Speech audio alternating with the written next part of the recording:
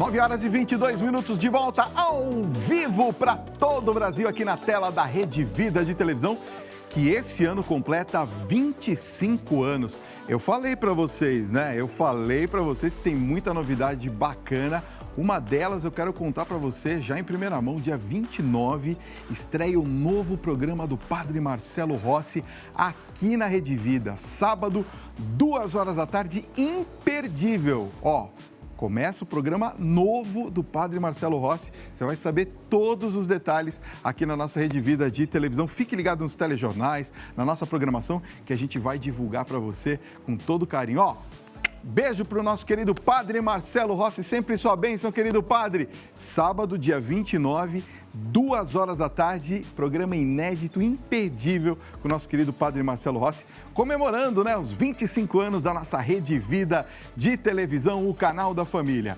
E lembrando que você pode me seguir nas minhas redes sociais, @FabinhoTV no Instagram. Vai lá, me segue, quero bater um papo com você, @Fabinho TV. Tem também Fábio Parpinelli TV no Facebook e, se você preferir, também tem o meu canal no YouTube, youtube.com/Fabinho TV.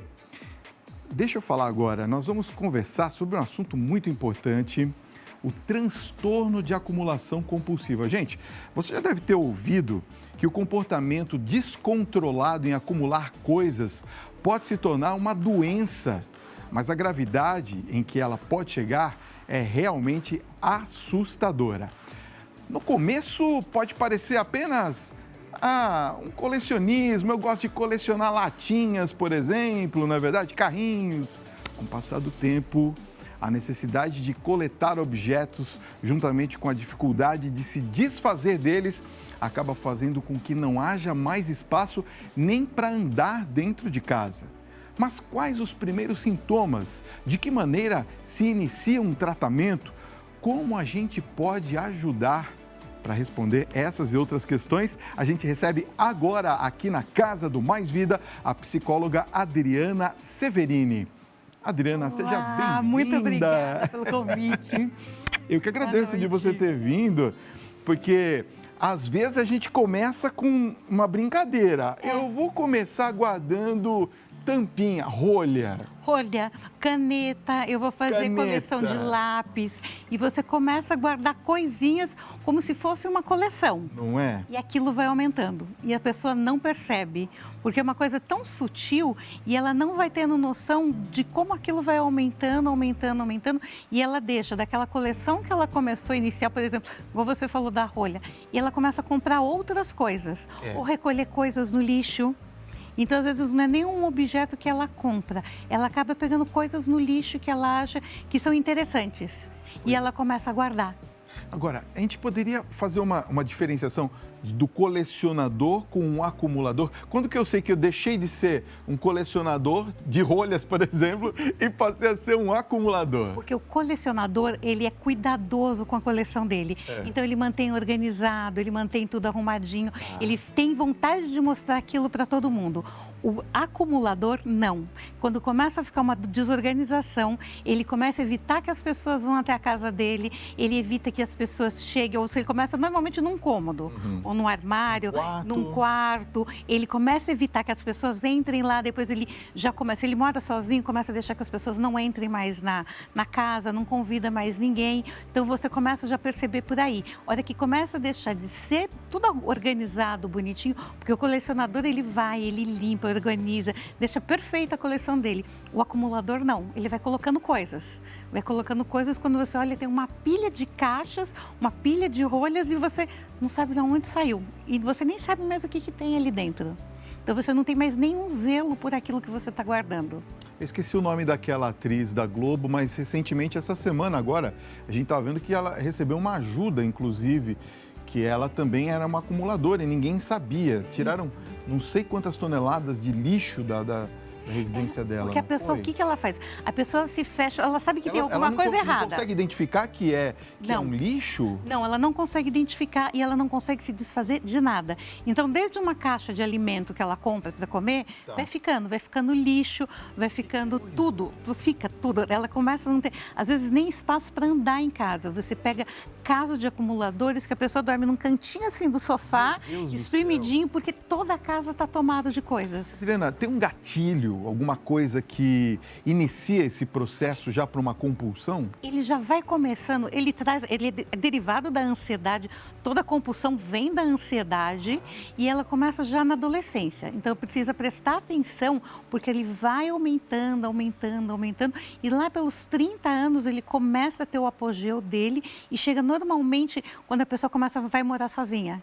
Porque você precisa morar sozinho ou alguém que compactue com você. E aí não tem ninguém que cobra, né? Porque enquanto você mora com seus pais, ou você é casado ou casada, você tem alguém que fala, olha, precisa arrumar aqui. E quando você está morando sozinho, não, você entra no apogeu da acumulação. Porque você pode ter tudo que tem ali e você evita trazer as pessoas na sua casa. Que loucura isso. E assim, às vezes acaba acontecendo, muitas vezes com idosos que perderam os parceiros, um casamento de longo tempo. Então eles começam a colocar toda a emoção dele nos objetos. Então, é como se aqueles objetos tivessem vida. Embora eles não cuidem dos objetos, eles não conseguem se desfazer de jeito nenhum daquilo.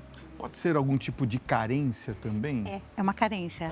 Um exemplo de que eu conheço, por exemplo, pessoas que têm 3, 4, 5 animais de estimação, gato ou cachorro, e aí começa já eu tenho dó, vou trazer para casa. Quando você vai ver, tem lá 20 animais num ambiente que não comporta. Isso também é uma compulsão.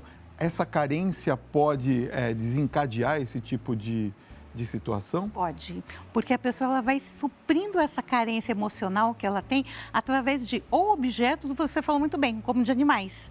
Então você pega a casa, às vezes, de pessoas que têm 50 gatos e você fala, como que consegue? E o bichinho sofre, porque você não consegue dar atenção para 20, 30 cachorrinhos ou 50 cachorrinhos numa casa pequena, não num sítio, numa chácara, em um lugar grande, não, num lugar pequenininho que os bichinhos ficam todos lá. Às vezes tem casos, isso você começa a ver muito mais americano que às vezes o bichinho morreu e a pessoa nem percebe, o cheiro da casa é insuportável. Nossa. Tem um bichinho que ela amava, morreu e ela não percebeu que o bichinho não percebeu.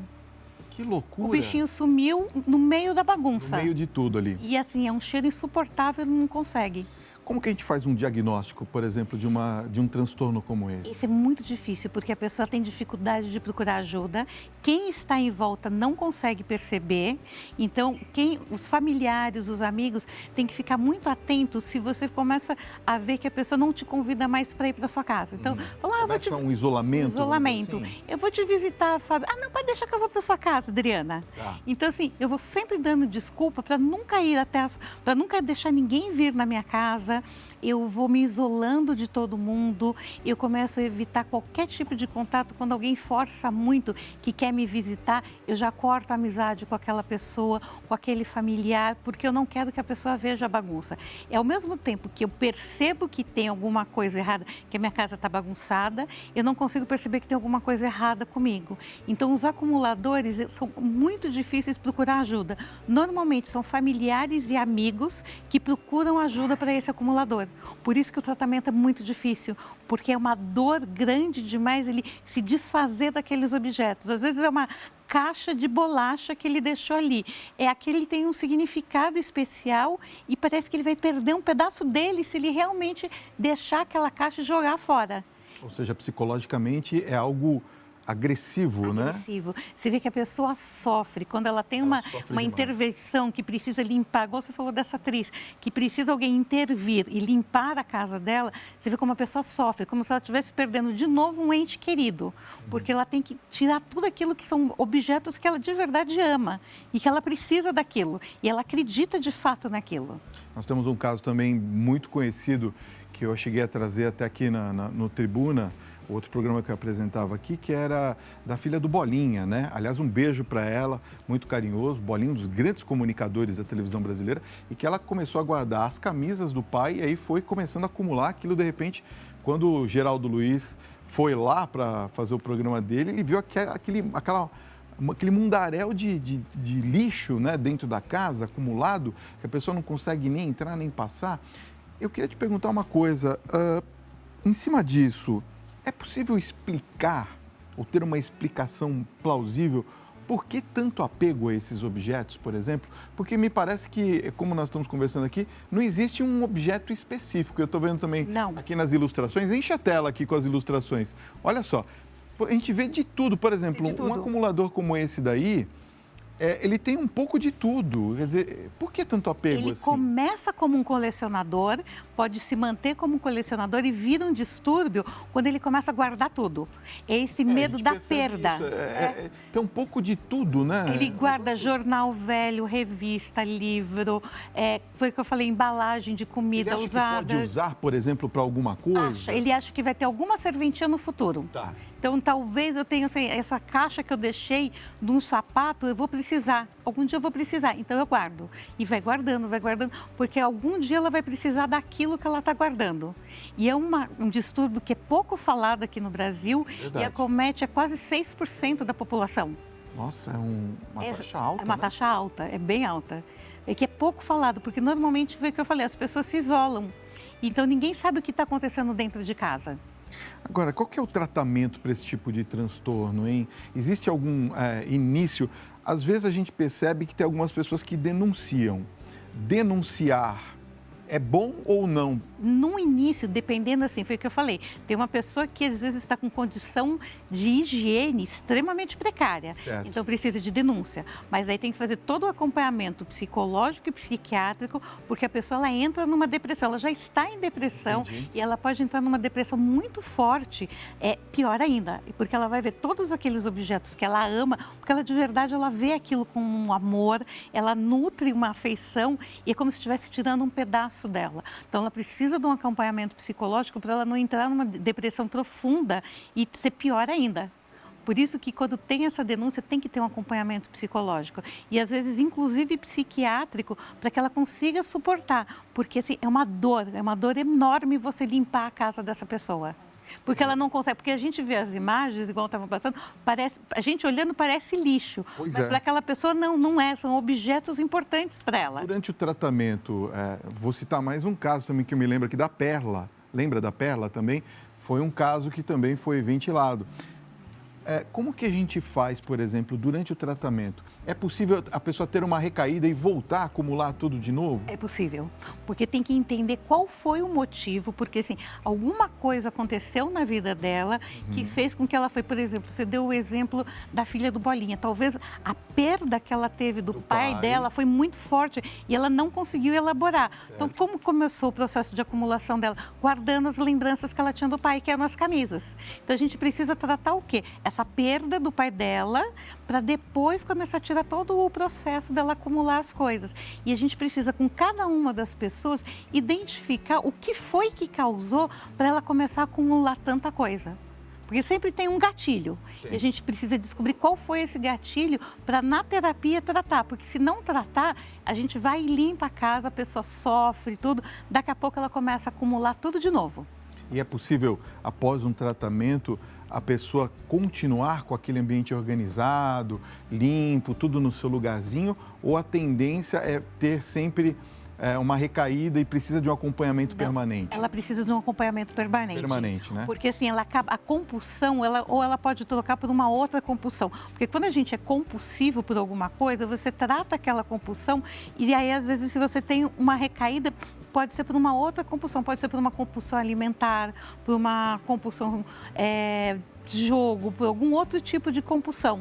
Então, a gente precisa sempre ficar atento e fazer esse acompanhamento para entender o que desencadeou, como foi e ficar acompanhando essa pessoa. Ela não precisa fazer terapia para o resto da vida, mas assim, frequentemente ela visita aquele terapeuta, o psicólogo que ela fez terapia, fala como tá, como que a vida está andando e as pessoas que estão ao redor sempre ficarem próximas, não se isolarem mais dela. Entendi. E medicamentos são utilizados no tratamento? Dependendo se ela tiver em depressão, ela precisa ir no psiquiatra e em alguns casos sim. Vamos às participações dos nossos telespectadores. Tá aqui, ó, vibrando no meu bolso o celular, todo mundo querendo participar. 11 95033 6870. Participe, nós estamos ao vivo, em 9 horas e 36 minutos. Vamos lá. Olá, Fábio. Olá, equipe. Eu venho de uma família, Adriana, de acumuladores. Olha que história. Meu pai e tios e também os meus irmãos são acumuladores. Teria eu o mesmo transtorno quando faço ao contrário e tenho uma certa compulsão por abrir mão facilmente de objetos e até postos de trabalho? Eu peço anonimato e não expor os meus familiares, então não vou falar nem o seu nome nem de onde você é, mas obrigado pelo carinho da audiência. Assim, é difícil a gente fazer um diagnóstico assim. À distância, né, Adriana? O que era importante é ele entender por que ele, principalmente quando ele fala dele abandonar os postos de trabalho, é entender o que acontece para ele abandonar, porque o que pode estar ocorrendo, ele ter medo de ficar como os pais e como o irmão. É uma reação inversa? É uma reação inversa. Ele pode criar um medo tão grande, uma aversão tão grande por tudo aquilo que ele vivenciou a vida toda dele com o pai e com os irmãos, então ele começa a abrir mão de qualquer coisa. Então, era legal ele procurar um psicólogo para entender o que é isso que está acontecendo com ele. Tá. Então, é necessário buscar um profissional. Buscar um profissional para identificar pouco, mais, né? a fundo. Não que seja necessário, não necessário, mas só para entender, né? se realmente é um processo normal dele ou se ele realmente está criando uma aversão muito forte por tudo aquilo que ele vivenciou. Mais uma? Vamos lá? Vamos lá. Oi, Fábio, adoro o programa Fábio. Muito obrigado. Beijo no seu coração. Olha só. Sobre toque, Adriana, toque de acumulação. A pessoa tende a não perceber e admitir a doença, além de sofrer preconceito. Qual sugestão para abordar a situação com a pessoa que não reconhece? Agradeço a atenção e o anonimato em função de uma situação na família. Muito obrigada. Também não vou falar seu nome, mas um beijo carinhoso. Obrigado pela participação. Sempre com muito carinho, porque a gente tem que entender que para aquela pessoa, aquela pilha de jornal, aquela pilha de coisas que ela está jogando lá de lixo, não são lixos. Então a gente tem que ir com muito carinho, muito cuidado e de preferência ter sempre um profissional acompanhando para começar a conversar e mostrar para a pessoa que a situação que ela está vivendo não cabe mais, porque às vezes foi o que eu disse, ela não tem lugar para ela dormir, ela não tem lugar para ela comer mais, está tão acumulado de coisas que ela tem um buraquinho que ela senta, come e dorme ali. Então precisa ir com muito carinho, com muito cuidado, porque senão a pessoa, a tendência que ela tem, ela te repudiar, não quer contato e fala, não tem nenhum problema. Para a gente finalizar, então, assim, vamos supor que tenha algum telespectador ou telespectadora que se identificou com o que nós falamos e falou, olha, eu acho que alguém da minha família está para essa linha do acumulador.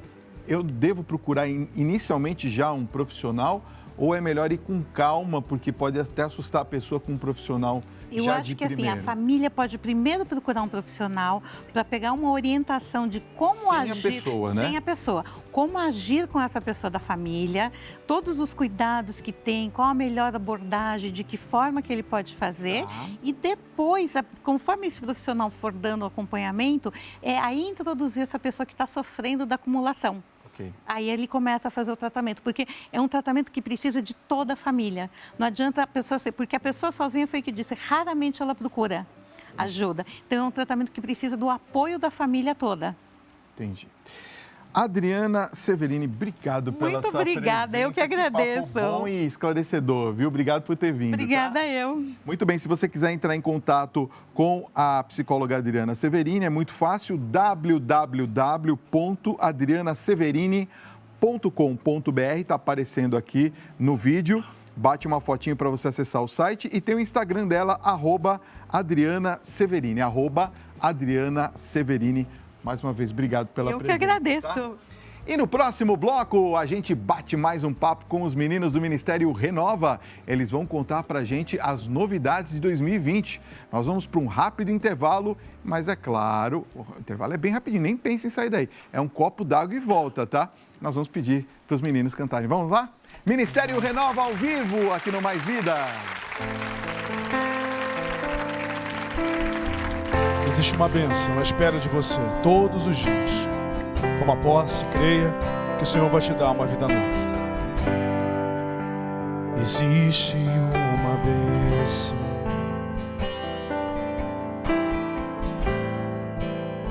espera de você.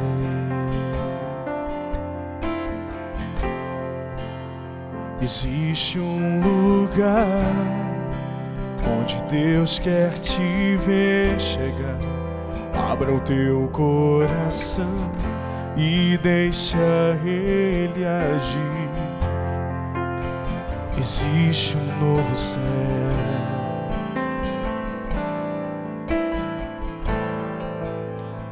uma nova terra, onde Deus quer regar tua vida e fazer brotar no Espírito um novo ser. Esse dia chegou, esse dia chegou, o lugar é aqui. Sem tua bênção nas mãos, Deus não te deixará ir. Sua história com Deus recomeça aqui. Vida nova no amor nunca mais terá fim. Esse dia chegou, o lugar é aqui. Sem tua bênção nas mãos, Deus não te deixará ir. Sua história com Deus recomeça aqui. Vida nova no amor nunca mais